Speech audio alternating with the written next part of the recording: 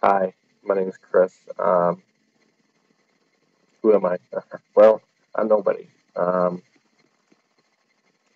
recording a video because I was doing dishes here at midnight, Monday night, and was listening to a friend's band and or worship team, and I just felt God, feel, telling me I needed to record a video. I used to do some tech confessionals. You may have seen them. Maybe that was part of it because we were talking about it at church last weekend or 2 weekends ago or something. I don't know, but anyways, impromptu. It's actually the second time I'm recording this because new computer and haven't done one of these in a long time. So, but anyway, non-scripted, from the heart. Uh, Hopefully, it's of some value. It's a value add for you. If not, great. Delete, ignore, whatever. Um, it's certainly not about me at all.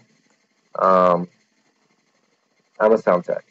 I grew up singing. Sang in barbershop choir, sang in operas when I was a kid. Sang in a competition barbershop choir. Um, can't sing now. I sing loud at church and worship, obviously, but uh, I feel sorry for the people around me. My wife's usually nudging me to quiet down, but hey, that's all for God. Two kind of areas I want to cover. I want to cover the sound tech, and I want to cover the worship team. And really, it's not two separate areas. It's all in one. It's all one team. You can wrap the media guys into that too, but this is just ramblings of a prior tech director, sound tech junkie, who's very passionate about worship music, especially if you have the opportunity to perform or mix for it. And let me start with the sound guy. First and foremost, be humble.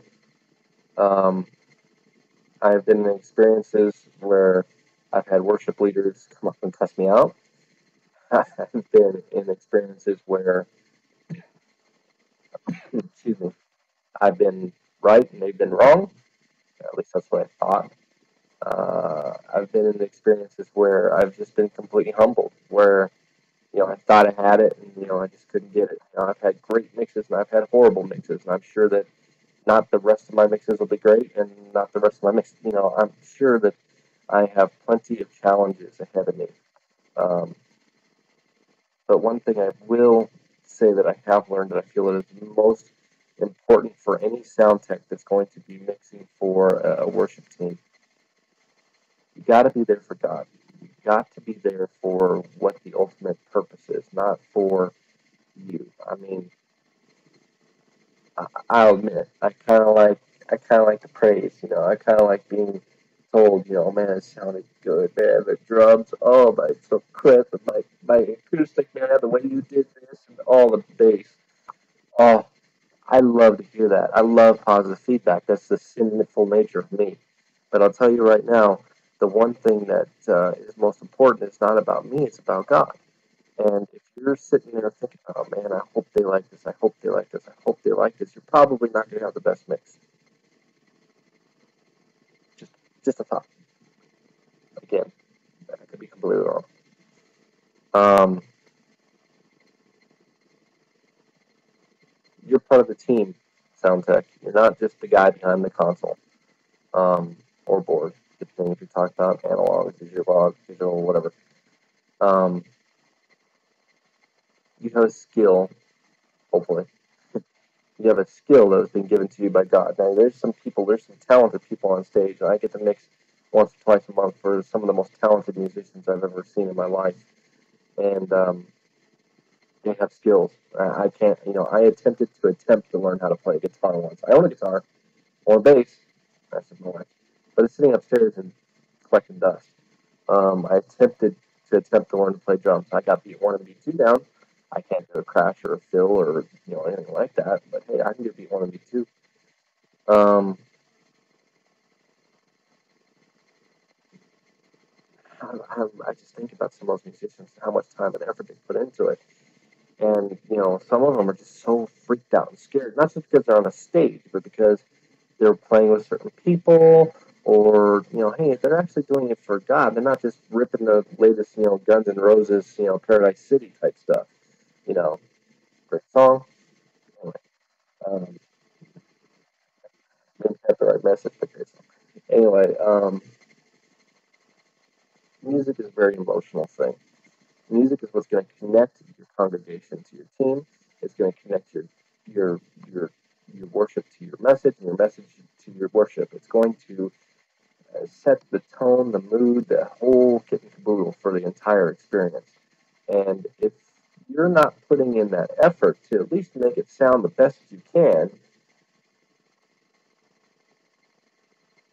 I'm not saying you're being wrong. You're wrong. I'm just saying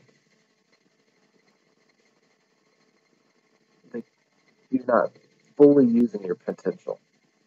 Does that make sense? I'm not trying to cut anyone down. I'm trying to hopefully add value here. Um, some people think that they totally are doing the best they can, and it makes it okay. Some people think that they're doing the total best they can, and that makes it yeah. You know, I've had plenty of days like that where I'm like, yeah, it sounds great. So it comes up like, you get some trebs down, mids up, do this, that, that's so loud, so you're piercing, ow. Humbling experience for me. Uh, I'm kind of known to mix it a little loud. But anyway, the idea is, you're not there for you. You're there for God. You're there for the team. You're there as a supportive member of the team, because any sound tech can make the worst team sound okay, but they can make the greatest worship team sound like the worst. So put a little effort into it. Walk around the house, listen, close your eyes, and just imagine yourself in the full-on worshiping. And think to yourself, is this what I would want when it's impacting me? This music is very intentional. It's very, very, you feel it in your soul. Is that the way you'd like to hear it? To flip the side onto the folks from the front of the house, um, then you guys put so much practice and effort into things. It's so admirable. And you've definitely been blessed with an incredible talent. I can't even compare. Like I said, I attempted to attempt. I just, man, I cannot wait for weekends when I get to work with you guys. But I gotta say this from a performer's aspect, and there are two a performer's aspect from a congregational aspect, and being someone who's been there on both sides of the coin. You've got to be there feeling it when you're playing it. When you're practicing 10, 15 minutes a day, or 10, 15 hours a day, like some people I know, or whatever it is during the week, that's your time to worry about, oh man, I screwed this riff up, or man, I can't get these chords right. I just can't get this bar chord down. Whatever the problem is, I can't, I can't get my fingers, I can't find the right sound on the keys, whatever it is. That's for you during the week. When you hit that rehearsal and when you hit that service, you gotta be worshiping. You gotta worship yourself. Don't worry about who's on the stage with you. Don't worry about who's in the congregation. Just know that you're being used, and I hate to say it that way, but you're being used by God with your talent and skill that He has so blessed you with to speak through you to the congregation. Because music is extremely intentional. Extremely intentional. And that music is designed to touch somebody's heart, to get to their soul, to get them to feel something, to get them to go, God's tugging at my heart. Coupled with the message, that's what your skill and talent is to be used for.